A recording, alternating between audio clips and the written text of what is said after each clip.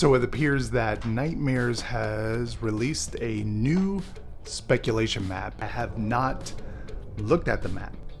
Initial reaction and 3, 2, 1. Ooh.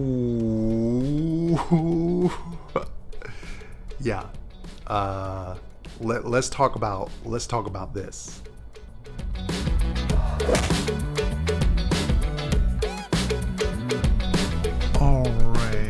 Here we go. So some things have changed here on this map. Wow.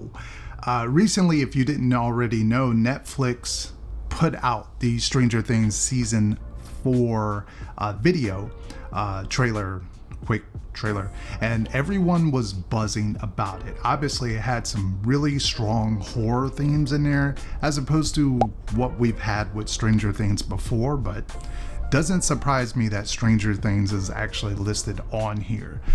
Up next, Dead Man's Wharf. We've already saw this on the first speculation map.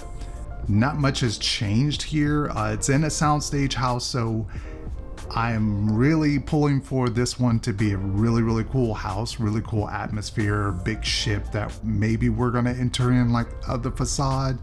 That would be really cool. Next one, Bug House. Don't know how I feel about this one. Soundstage house nonetheless. That's exciting to see it be a soundstage house for a bug house. Not quite sure where we stand on that one.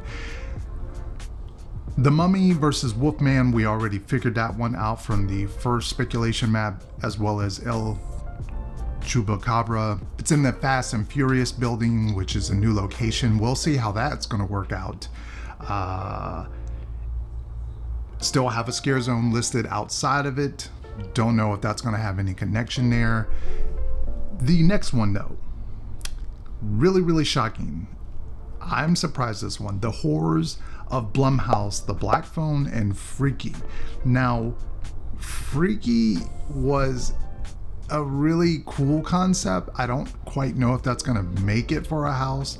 The Black Phone, really cool concept. That could be a really good house, but not much is known about that, and it hasn't really had a huge buzz like it did the previous year because of the condition that the world was in, and I think it got pushed back if I'm not mistaken there, but not quite sure about that one. Underground Creatures, still around from the first one.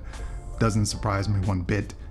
This one though, this one, I can't believe this one says The Wicked Growth 2.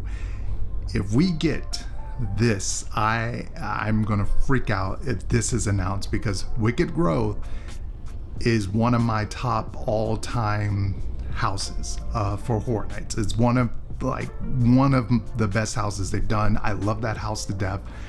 If we get a sequel, which seems kind of quick in my opinion, but if we get a sequel, I'm all for it. Next, Halloween. Still not stating if it's going to be the original, if it's a mixture, if it's the new one, if it's a trilogy of the new ones. Still the jury is still out on that one. Not quite sure. The Weeknd, it's still listed, so at least it's still got that buzz going. I'm all excited for The Weeknd. But this time around, we actually have a scare zone listed. Scarecrow, which is very interesting because this is going to take care of the Central Park location. I think that's perfect. When you always have pumpkins and scarecrows in Central Park, it is a perfect theme. I want the pumpkins to come back glowing into the trees and stuff. I want that. Scarecrows, of course, make it like a big farmhouse type of situation. All for that. And what is shocking is that the second show is still listed in the Fear Factor building. Not quite sure if that's going to stick around or if it's going to be moved to a different location, but still listed as the Fear Factor building, even though we don't have a house over there anymore. So not quite sure if that's going to stay concrete or not. And by the way, thank you and a big shout out to Horror Night Nightmares. If you don't know what that is, it is a great website if you are into horror nights and the history and you want to talk in the forums they have there. I'll leave a link down in the description box. Check them out.